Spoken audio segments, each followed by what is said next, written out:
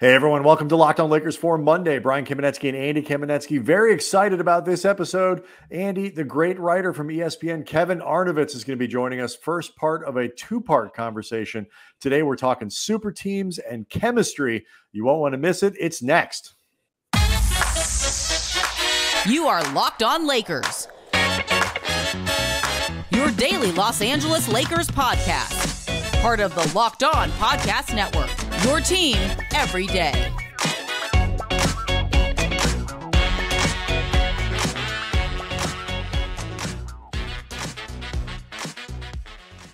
Thanks to everybody for making Locked On Lakers your first listen of every day, Monday through Friday. Sometimes on weekends, we get this thing up as fast as we can for you. Locked On Lakers on YouTube, of course. You always get the podcast a little bit earlier. Andy, as I mentioned, Kevin Arnovitz, our guest today, first part of a two-part conversation. He joined us from his hotel room in Minneapolis. Kevin is joining us.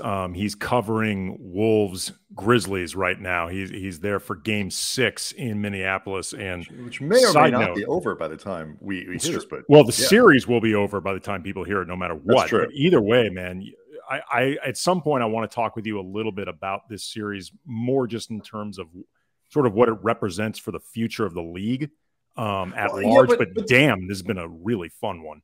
And it's super relevant, actually, for where we want to start, because you are covering Let's talk about it now. Yes. But like you are covering two of the most sort of, I guess, organically grown young teams coming up through. Not everyone originally drafted, but young teams, pretty homegrown. In contrast to a story that you wrote a couple weeks ago about the Nets that also included the Lakers, which talked about the sort of, I guess, classic, what would people call the super team. You're importing stars and doing it that way. And you asked kind of an interesting question with the results that those teams got this year. Is the super team era dead, or at the very least changing? What kind of prompted this, like sort of this line of thinking? And, when you look at the league and you look at those teams. I've always been really interested in roster building and organization building. These are workplaces, they're entities, and they have different cultures. I do think culture can be an overstated word in these conversations about teams. I don't think Daryl Morey is wrong when he sometimes says, culture is a 7-game winning streak. But I do think I've always been fascinated about how Miami Heat is a completely different place to work than, say, the San Antonio Spurs, than, say, the Los Angeles Lakers. And I've always found those distinctions interesting. And so I think the Nets were particularly interesting to me because they were one of these teams. They were a feel-good story. I think Sean Marks, their general manager, coming from San Antonio, was really laying down, along with Kenny Atkinson, who's kind of a culture vulture, just kind of an interesting sort of building project. They had to defumigate the place after that ridiculous trade for, Pierce and Garnett. They didn't have first-round draft picks for the entire second Obama administration. And, and it's they had to kind of do it from the ground up, and there was infrastructure being built there, both culturally and materially. And, and here they were, and they go off and get Kyrie, even though everyone is calling them, don't do it, because, Kevin Durant wants to come here. And it's funny, there wasn't even a meeting of the minds where Durant had a conversation with them, like it was in the Hamptons, where, okay, this is what we're about. It was Kevin Durant announced he was going to Brooklyn for the most part on a podcast or in the Wall Street Journal story, right? And I guess Kevin Durant wants to come your way, you let him come your way, but it was Kyrie's part of the deal. The next thing you know, they're trading Jared Allen, and we know the story there. He's an all-star center. I'm not going to suggest that Jared Allen's going to deliver a championship the way Kevin Durant was, but little by little, you sort of you chip away at what you're building, and the Lakers kind of did the same thing. You get these mercenaries. They're good mercenaries. I mean, if you want to, he is the Hessians, like LeBron is the ultimate guy, right? But in AD, it just pushes his way. And then let's go out and get Russell Westbrook. And we all knew that was a disastrous deal, but they did it anyway because, they don't even believe in culture. The superstar is the culture, or superstars. So I was just kind of curious, watching, this is interesting. And I also think the emergence of enjoying covering the Grizzlies a little bit and kind of watching the way they brought in a new coach and general manager who were really aligned, and they drafted and there's a certain identity already to the team. And look, they haven't won anything yet. I don't want to act like, oh, super teams are always going to exist. There's nothing wrong with congregating 3 really great players together. But I think there's almost a prerequisite now that one of them at least needs to be native to the organization, because I think when Giannis, like, one of the reasons Giannis stayed is like he had a piece of the enterprise, not by a percentage standpoint, but he kind of grew up there and he helped build that thing and he wanted to see it through. And Middleton, he came after 1 year when he had the worst rookie year ever in Detroit and was a throw-in the Brandon's trade, Jennings for Knight. But, he's basically of the organization. They grew up together. They've been together 9 seasons. Sure. So, and then, then you bring in like a nice piece, like the Drew Holiday piece, the Chris Paul piece in Phoenix. But it's like these organizations, the Lakers and the Nets, and we will see with the Clippers, they gave away the farm for these 2 guys. We'll see. I'm going to give them a pass for the injuries, but there is something a little vacant about it culturally.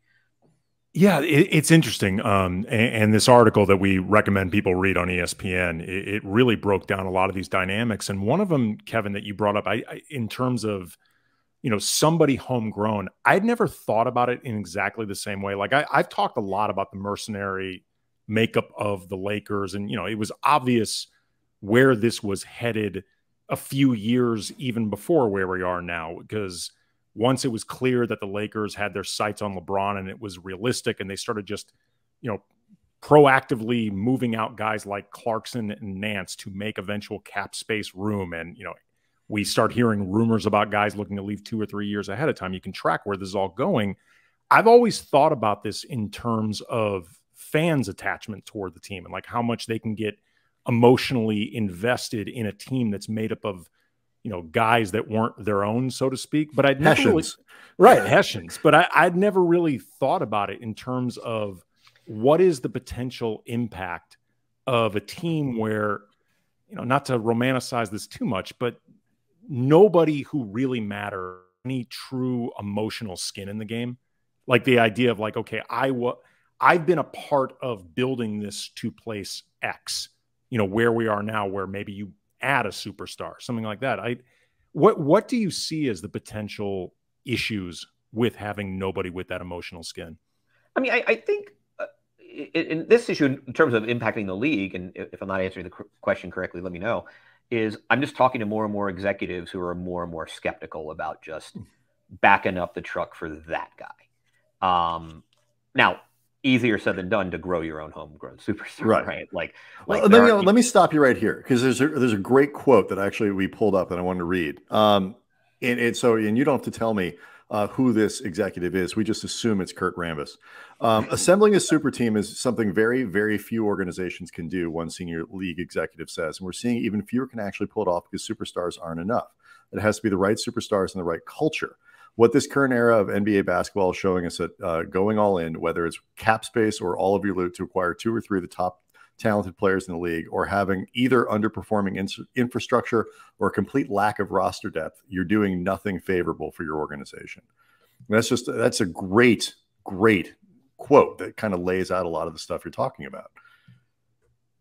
Yeah, I mean, I think the Clippers are an interesting case study because they were the loot team. Right. And Paul George and Kawhi Leonard. And we still haven't seen that play through yet. But I mean, the lack of depth in Los Angeles was profound this year. And especially superstars tend, they play hard. If they tend to be older, that's what makes them the brand name. You develop that brand over time, unless you're, Luka Doncic. And they had to give away their grittiest, best wing defender. I don't think Kuzma's a perfect player, but he's a piece. And it was just like a lot of, Harold they never really used, but it depleted the depth. KCP wasn't homegrown, but he was part of that depth. And I think the way he and Vogel, their relationship, he had skin in the game. Like, he was a busted lottery pick who basically resuscitated his career in Los Angeles. And I do think he was part of that culture. And I got a chance to spend some time with him, like for a piece. And he's a good dude. He's a good dude. But that to me is sort of, depth and cultural foundation. And I just think that executives are at least, like, I'm really curious to see what Kyrie does. Now, he might just opt in and kick the can down a year, but I'm really curious to see who goes after him.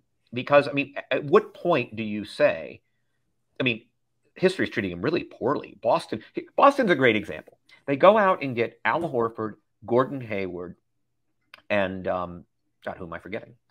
And Kyrie. Oh, and right, Kyrie. Right. Okay. So 3 non-Indigenous superstars. And they never really achieved. I mean, they made it to conference finals. They had a cup of coffee in the conference finals. This year, their number 1 draft picks from 4 of the last 7 years are their starting lineup. Plus, Al Horford is kind of a glue guy. Not Al Horford, the mega free agent. Al Horford, the hey, last year on his contract, good culture guy, can switch out on the perimeter, works hard, can defend, plays the right way. As Rob Mahoney, my friend at The Ringer, once said, he judges people on 2 standards: how they treat waitstaff and what they think of Al Horford. That is the ultimate test. That is Rob. And so, but that's fascinating. Like, they had 3 max or near max guys.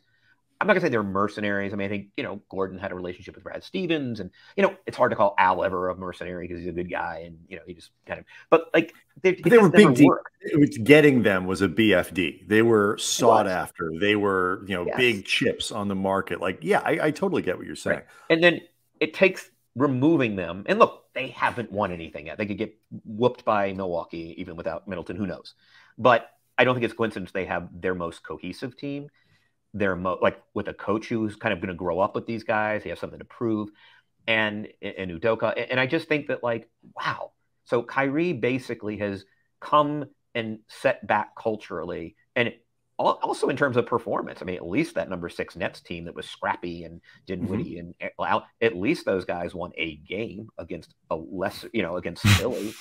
But like, at what point? I mean, I guess all it takes is one, and, like, you know, somebody like the Indiana Pacers will lick their chops, or, you know, some woebegone franchise who can just at least sell tickets through him, assuming he wants to go. But I'm really curious to see who takes Kyrie. Like, what more evidence do you need that no matter how efficient he is and how great the handle is, that, like, having him in your organization is not a value added?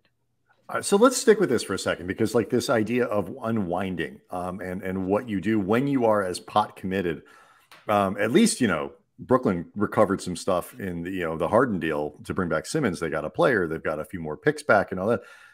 They're an embarrassment of riches compared to what the Lakers have in their arsenal right now. So what do you do when you run into a situation like the Lakers are in, when you might have a culture problem and a roster problem and a building problem and you don't have any stuff?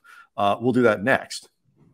Locked On Lakers brought to you by BetOnline. BetOnline.net, your number 1 source for all your betting stats and sports info. Find all the latest sports development, league reviews, and news, including the NBA playoffs now officially in the 2nd round in both conferences, and also Major League Baseball in full swing. If you are still trying to get a feel for the league, figure out exactly where you want to put your money long term, definitely check out the MLB previews for both the AL and NL at BetOnline. A lot of intrigue, not surprisingly, with the Dodgers, but just the NL West in general. They find like maybe it could be some pretty good spots to put your money. BetOnline is your continued source for all your sporting wagering information, from live betting to playoffs, esports, and more. Head to the website today. Use your mobile device. Learn more about the trends in action. BetOnline, where the games start. All right, so that was a rather bleak, I think, presentation of what the Lakers have. But I mean, I don't think I'm overstating it, Kevin. You know, I don't know what the team culture is for them right now. So looking at the culture angle, I do know that it's have star referee. That's the team culture. If we're being honest, the franchise culture. But I don't know what the culture even of what this team that they were trying to go for is. They, whatever it was, they threw a bomb in it with the Westbrook deal. You described basically the Lakers as, you know, franchise-wise, as the stars being the culture. When the stars aren't working and you're in the situation they're in, what is the next alternative? I don't know what the Lakers do. Like, I can't play the here into the season, here are the assets, this is what they could do going forward. I'll help you. They don't have any. Right. Like here's a cap hold here and blah, blah, blah. No. Like, I mean, I think it starts at the top. And this is, I mean, it starts at the top, which is there's just it's an incoherent power structure, right? Anytime you have, I always say that anytime you have unofficial conciliaries in an organization that aren't on the staff directory at the appropriate places, who are in the ear of the owner, like, it's just not going to work. I think their choice, not unlike the Knicks with Leon Rose, I mean, these men are, and Rob Pelinka, these men are very capable agents. I mean, you know, Pelinka under his under his auspices, Kobe had one of the most successful playing / sort of myth building career. So I'm not impugning what they do. What I'm saying is it's very telling to me that what did those teams do? They go out and get a talent manager, a talent agent. Why? Because they see the job of team building as, we're managing talent here. That's what we're doing. You know, we're not making decisions based on, you know, systems and by the way, or even sort of old basketball sensibilities, right? I mean, you don't have to be analytically driven to have a really, you know, Pat Riley does quite well, thank you, right? But Pat's a basketball man, and at the same time, Sam Presti does great, and he's sort of more of a technocrat. But you know, they go out and get a talent manager, because we're just managing talent here. We're not building anything. We're not kind of figuring out who's a Laker kind of player. Like, it's interesting to be with the Grizzlies for the last 2 weeks, and I'm staying in their hotel, and it's just like, you know, a Grizzly kind of player. And that, I know there's something a little sort of precious about that, but I do think they know it when they see it. Miami is a real know it when they see it kind of franchise. Lakers are sort of like, yeah, they know it when they see it. It's a guy who's 34 years old and a brand name and you know, who has some cachet. But I think it starts there and goes down to management. I don't know. I mean, I think you could argue they should trade LeBron and find a home that he really wants to go to. I've been discussing that a lot, Kevin. Right. You know, I mean, and I just think, and not because LeBron isn't fantastic, it's just like at some point you need to, like, you got to build something. But I also think that, like, the Lakers aren't wrong. The problem is not that they're wrong, they're right, in the sense that, you know what, give it a few years and some other guy will come. So what they really need to do is get like one homegrown guy, like, go, you know, and just, you know, in fact, trade LeBron for, you know, a guy who's maybe in his second year who's really good, you know, I mean, do that kind of trade. And, you know, a guy who's already kind of helping a team, and you sort of build it out, and that guy becomes essentially a homegrown star. Trade him for the number something pick or whatever. And maybe you do that. I mean, I'm just grasping at straws. Like, again, I don't think there is no right answer. The right answer is you have to build sort of a cultural infrastructure. Here, you actually, and Brian, I know has a question coming up, but just to point something out, in certain respects, Kevin, I think you answered your own question by just using the word build in any context, because the Lakers aren't builders. That's not what they do. They are very much about ready-made.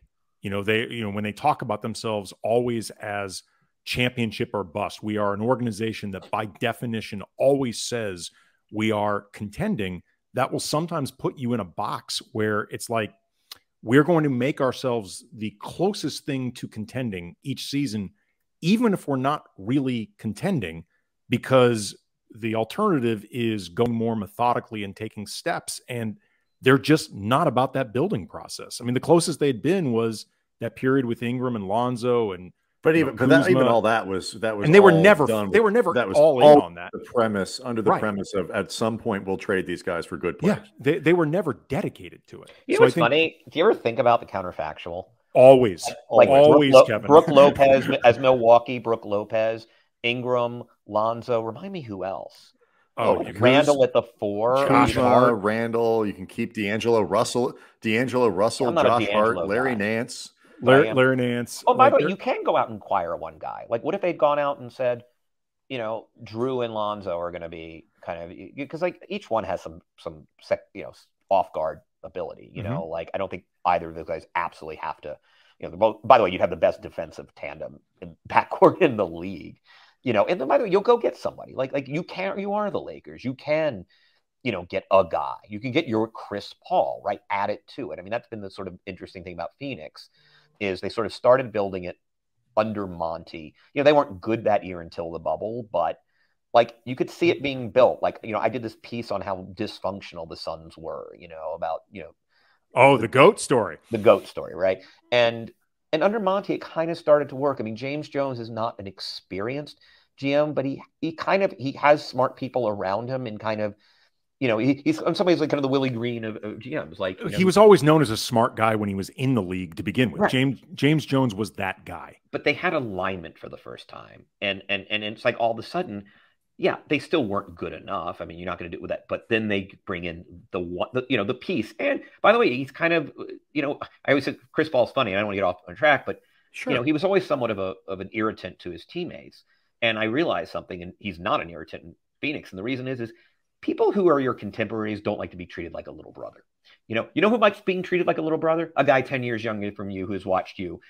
Like those guys lap it up. And it's like I think Chris was always miscast. He should always have been 5 years older than his team. You saw signs of that in OKC before Phoenix, right? With Shea, and younger guys. Like he was great with that. And we talked with people around him. He didn't want to be there for a full rebuild, but he was not unhappy that 1 year he was in OKC.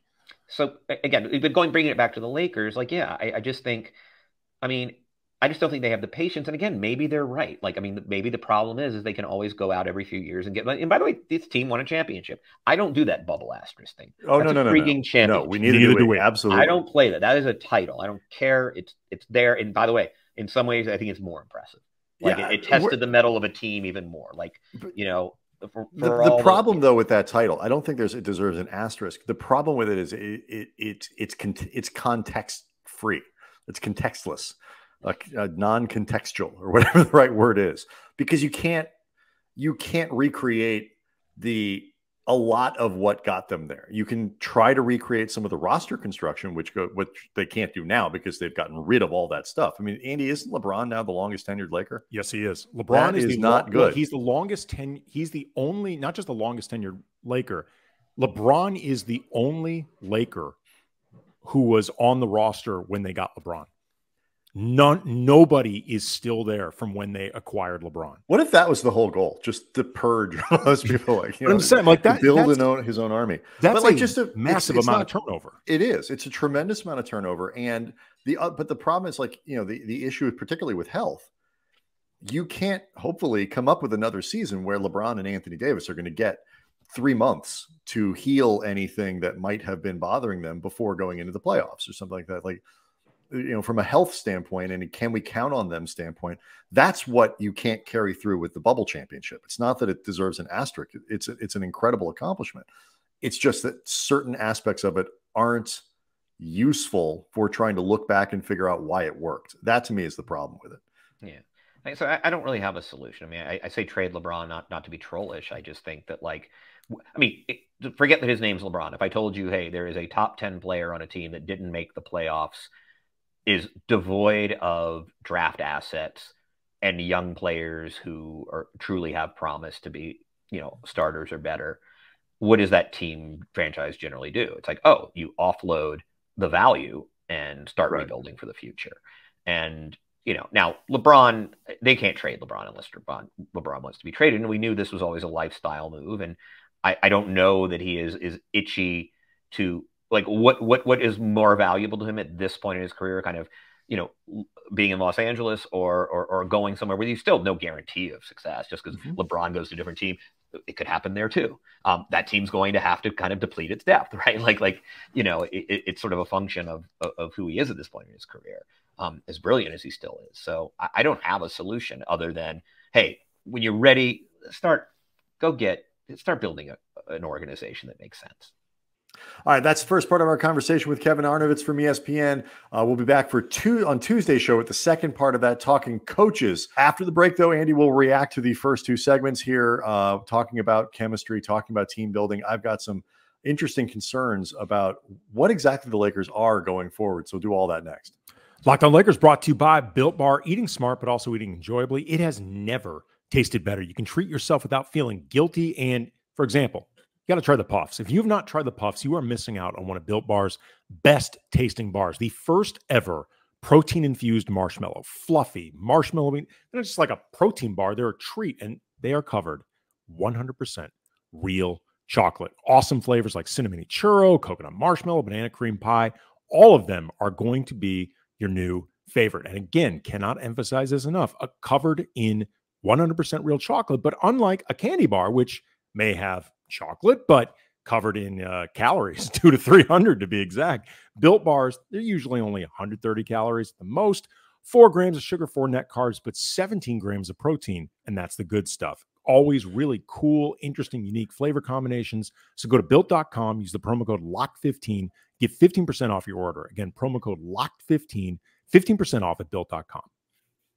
The Lakers had chemistry in the title season. I think that is undeniable. Absolutely.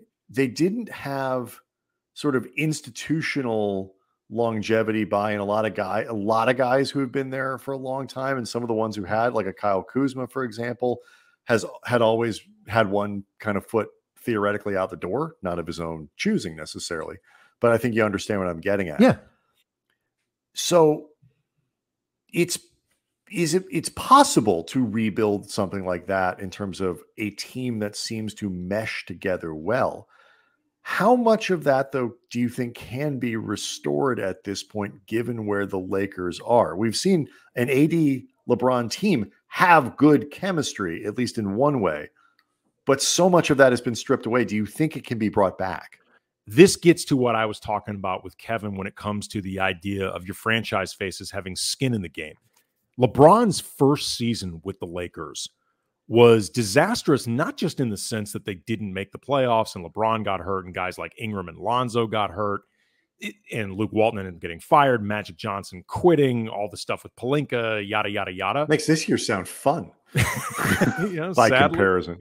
Sadly, the Lakers couldn't, even though this season, meet that standard of fun. This year was worse, and it's not even close. Yeah. But there was a lot of chaos that had been sowed by LeBron in terms of the outward disconnection that he had with the team his first season, how outwardly, nakedly he wanted Anthony Davis on this team and did not give a rat's ass if the rest of his teammates knew this. And, the stuff that he had been saying about wanting to play with AD and, not particularly caring that his teammates were twisting in the wind, it soured LeBron with the fan base. And there was an onus, I think, on LeBron and then also on AD, who had created a hell of his own to get out of New Orleans. And those two guys worked so damn hard to make sure that they were going to play together. Disruptions to their own franchises be damned. I don't want to say they were on their best behavior because that makes them sound like more malcontents. Right, like children. Exactly. Right. But I do think both of them were very aware of okay, these are high stakes with us together. Then they win a championship, and I don't think they slacked or anything like that, but I do think the vibe changes from there, particularly when, again, you are the hired guns brought in, and you have that much power right away. And, there was a galvanizing event of the moments of the pandemic and what that does to a group. And I guess it could have fractured them or something, but it had the effect of bringing them together. And obviously the death of Kobe was another galvanizing event. Yeah. So those are other things that play into it.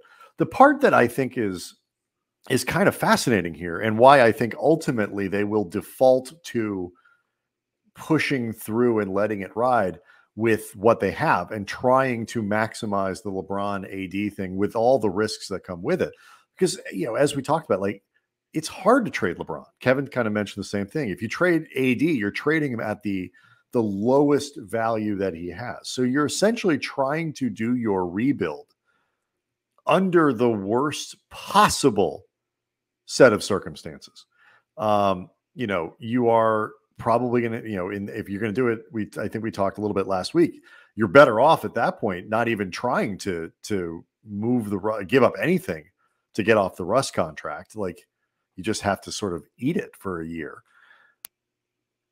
It's a terrible position to have to be in to rebuild. It's terrible. Except you could argue that maybe the only worst place to be for your rebuild is when you have literally no assets at all. No question. But there is no question that if they said, we're going to have to blow this thing up, we've, to use our meme that we love, made a horrible mistake. There would be a section of the fan base that would not forgive them, that would, call for their heads, that would posture on social media. There would be but I still believe that ultimately what fans want more than anything is competence. And they want competence. They want confidence in a direction. And they want a feeling that there is a plan that is being executed. And even if the plan involves some hard times, that there's a group of people who know what they're doing. And we're certainly not getting that now. It's not out of the question that it could come back, but we're not getting it now. Here's the irony. I mean, you and I did for years pre and post game for 710 ESPN, the Lakers radio affiliate in Los Angeles, during the era of the kids. And, that was not an era with a lot of winning. And I'm not saying that there was no frustration or no uncertainty from the fan base about exactly where this was going. But you and I took a lot of calls from fans who were really excited at the talent and the prospect of what was there. They weren't exactly sure how it would play out because they'd never seen the Lakers do a full-on rebuild before and really dedicate themselves to building from the ground up. But there were a lot of fans who were excited at the prospect of doing it if the Lakers were committed. Like you mentioned the idea of— I was about to say, if they're committed, like imagine what that time would have been if the Lakers even pretended like these were people that were going to be around in 5 years. Well, the other thing though, before we go, is just you had mentioned that there would be a lot of fans who would be pissed off at the prospect of a rebuild right now. Some of them could be just the idea that they've bought into the idea of the Lakers championship ethos, but there's going to be some fans who aren't going to be so much upset at the prospect of a rebuild as much as we accelerated getting to this place because you guys made a bad move with Westbrook. Yes. And you kind of forced your hand into this beyond whatever questions could be there about LeBron, right, but are you and their health long term. It just becomes, your concern, without trying to put words in your mouth, your concern at this point is throwing good money after bad. Yeah, there's an element of that for sure. And so I think Kevin is ultimately right that, it's not that you can't do the super team thing anymore, but the league and the perception of it, and I think the understanding of the architecture that has to go around your super teams and the danger of building in the way that the Lakers have, the Nets have, the Clippers have, is obvious. And of all of those three teams, the team that is currently worst off in terms of roster, in terms of talent, in terms of future assets is the Lakers. And so not only they might end up being the true, avatar for the end of this era if things don't improve. It's not what you want to be. Well, LeBron ushered it in. There's no reason he shouldn't usher it out. That's the spirit. All right. As I mentioned, Tuesday, the second half of our conversation with Kevin Arnovitz, we're going to focus that one on coaches. Nobody knows, assistant coaches and the cultures around different teams and different guys who you might see their names, but maybe don't know a lot about them. Kevin knows this stuff better than anybody else in the league. So you won't want to miss Tuesday's conversation. A lot of stuff about Darvin Ham, who has been in the headlines linked to the Lakers job heading into the weekend. So thanks to Kevin, and more of him coming tomorrow.